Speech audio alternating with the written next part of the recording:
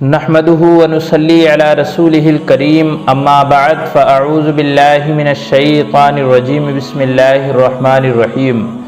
محترم ناظرین، جیسا کہ ہم اہل بیت اطہار کے تعلق سے گفتگو کر رہے ہیں، میں نے ان دو ویڈیوز کے اندر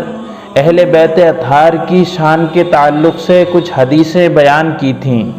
آج بھی میں آپ کے سامنے کچھ ایسی حدیثیں لے کر آیا ہوں جن کے اندر اللہ کے رسول صلی اللہ تعالی علیہ وآلہ وسلم نے اہل بیت اطہار کی شان کو بیان فرمایا ہے۔ تو چلیے شروع کرتے ہیں۔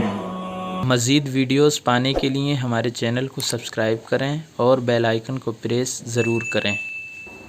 حضرت ابن عباس رضی اللہ تعالیٰ عنہ سے روایت ہے کہ رسول کریم صلی اللہ علیہ وآلہ وسلم نے ارشاد فرمایا کہ اے لوگو،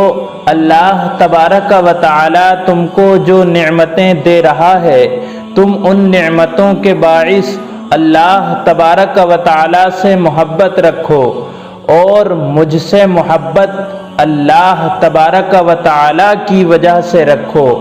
اور میرے اہل بیت سے محبت میری محبت کی وجہ سے رکھو۔ ایک اور حدیث مبارک کے اندر حضرت عبداللہ ابن عمر رضی اللہ تعالی عنہما سے روایت ہے کہ رسول کریم صلی اللہ علیہ وآلہ وسلم کی مبارک زبان سے آخری الفاظ یہی تھے کہ میری اہل بیت کے متعلق میرے جانشین بنو۔ ایک اور حدیث مبارک کے اندر آتا ہے، حضرت ابن عباس رضی اللہ تعالیٰ عنہ سے روایت ہے کہ رسول کریم صلی اللہ علیہ وآلہ وسلم نے ارشاد فرمایا کہ اگر کوئی شخص بیت اللہ شریف کے گوشے اور مقام ابراہیم کے درمیان چلا جائے اور نماز پڑھے اور روزے رکھے اور پھر وہ اہل بیت کی دشمنی پر مر جائے تو جہنم کی آگ میں جائے گا۔ ایک اور روایت کے اندر آتا ہے کہ رسول کریم صلی اللہ علیہ وآلہ وسلم نے ارشاد فرمایا کہ میرے اہل بیت پر ظلم کرنے والے، ان کو برا کہنے والے اور ان سے جنگ کرنے والے، ان سب پر اللہ تبارک و تعالی نے جنت کو حرام کر دیا ہے۔ ایک اور حدیث مبارک کے اندر اللہ کے رسول صلی اللہ علیہ وآلہ وسلم نے ارشاد فرمایا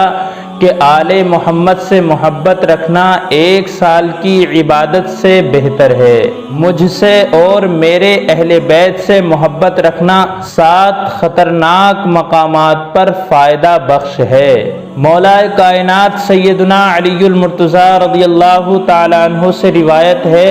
کہ رسول کریم صلی اللہ علیہ وآلہ وسلم نے ارشاد فرمایا کہ قیامت کے دن پلصراط پر سب سے زیادہ ثابت قدم وہ شخص ہوگا جو میرے اہل بیت اور میرے اصحاب کی محبت میں سب سے زیادہ مضبوط، سخت اور قوی ہوگا۔ حضور نبی کریم صلی اللہ علیہ وآلہ وسلم نے حدیث مبارک کے اندر ارشاد فرمایا کہ جس نے میرے اہل بیت کو برا بھلا کہا وہ اسلام سے مرتد ہو گیا، اور جس نے میری اولاد کو تکلیف دی اللہ تبارک و تعالی کی اس پر لعنت ہوگی۔ ایک اور حدیث مبارک کے اندر رسول کریم صلی اللہ علیہ وآلہ وسلم نے ارشاد فرمایا کہ آل محمد کی معرفت یعنی پہچان دوزخ کے عذاب سے نجات کا باعث ہے، اور آل محمد سے محبت رکھنا پلصراط سے گزر جانے کی سند ہے، اور ولایت آل محمد عذاب سے امان ہے۔ تو محترم ناظرین، یہ کچھ حدیثیں میں نے آپ کے سامنے اہل بیت اطہار کے تعلق سے بیان کی۔ اللہ تبارک و تعالی سے دعا کرتا ہوں پروردگار عالم ہمارے دلوں کے اندر اہل بیت اطہار کی سچی محبت عطا فرمائے، آمین۔